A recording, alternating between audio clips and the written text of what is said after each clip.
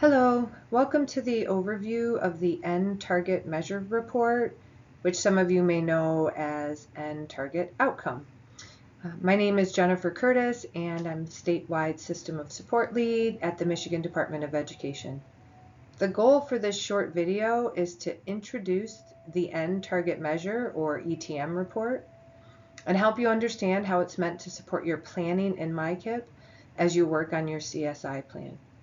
This report was designed specifically for school districts with schools identified for CSI.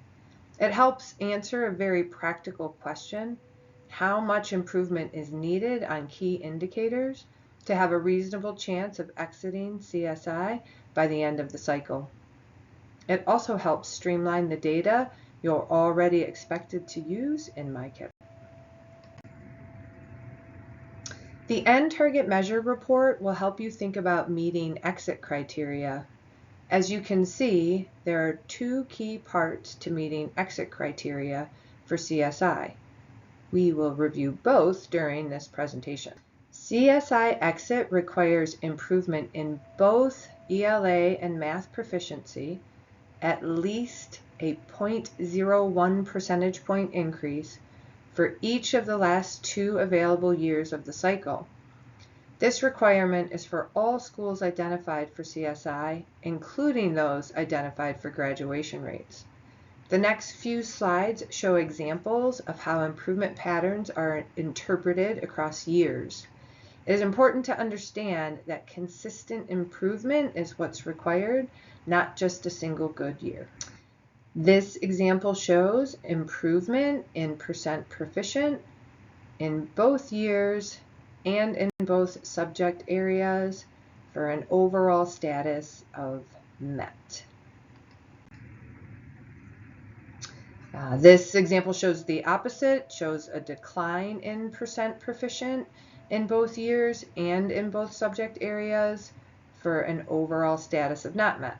This shows an example of not meeting the 0.01 proficiency improvement in year 1 for one subject area, which indicates an overall not met regardless of year 2 improvements. Improvement in year 1 must be 0.01% above the baseline proficiency. This final example shows an example of meeting the requirement in year 1 but not meeting in year 2 due to declining below baseline for one subject area, which indicates an overall not met.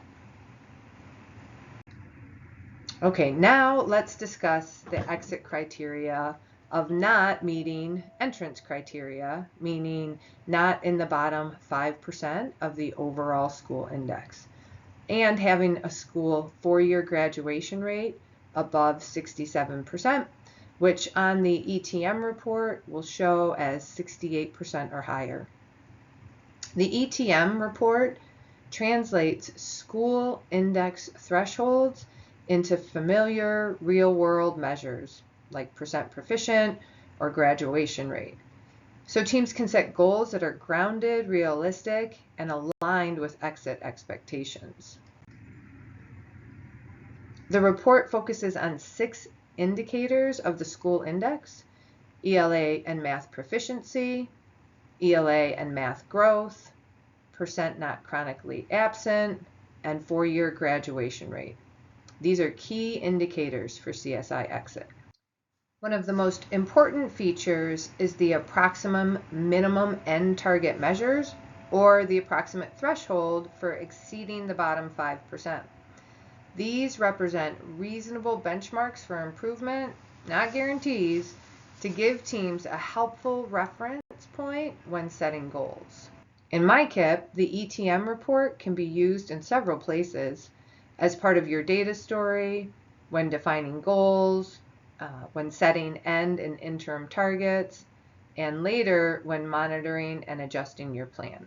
It is important to note that the ETM report is a tool, converts index values into raw measures, and supports realistic goal setting. It is not a prediction, it's not a mandate to use this report or a replacement for your data story. And it's not about fixing individual students. It's about strengthening systems to meet the needs of students. Schools are strongly encouraged to set end targets at or above these minimums. Targets set below increase the likelihood of remaining in CSI for multiple 3-year cycles.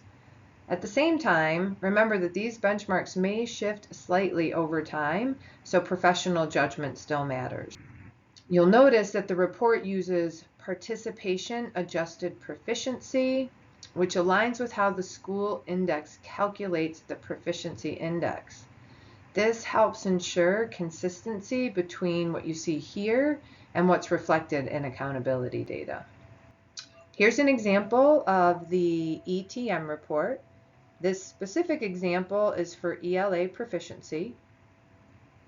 You'll notice that this example lists many schools within a district. Your report will only show schools identified for CSI. The next column over shows proficiency in terms of percents, followed by a column here that shows proficiency in terms of an actual student count. Finally, the last column gives a suggested action. Please note that even if the suggested action indicates maintain or increase, it should not be overlooked. Let's zoom in on the percent column. You can see the school's current value for proficiency.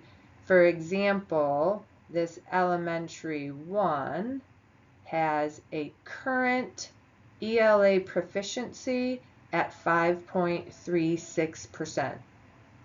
The next number over shows 19%, which is the ELA proficiency threshold for exceeding the bottom 5%. Finally, the highlighted column shows the additional percentage points needed to be out of the bottom 5% for this indicator. For the example that I highlighted here, that would be an additional 14%. Taking a look at the student count column, you'll see that the percentages are converted to an actual student count. If we look at elementary 1 again, see this 5.36% proficient as the current proficiency is converted to 6 students. The 19% proficient needed to exceed the bottom 5% is converted to a student count of 22 for this example. And that shows an overall 16 additional students needing to show proficiency in order to move out of the bottom 5% for this indicator. Again, this is where we'll want to be sure that we're not problem solving individual students, but rather considering characteristics of students who need support in this area.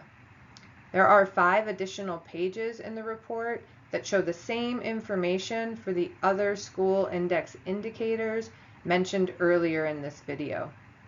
The ETM report is meant to support clearer conversations while schools prepare their CSI plan. It works best when used in collaborative conversations as part of the entire assess needs and plan stages in MICIP.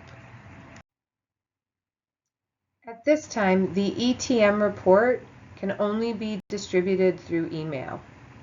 To receive a copy of your report, please email me, Jennifer Curtis, at curtisj18@michigan.gov. Additional resources are available on the MDE Supports website, and we're here to help. Thanks for listening. Hope to hear from you soon.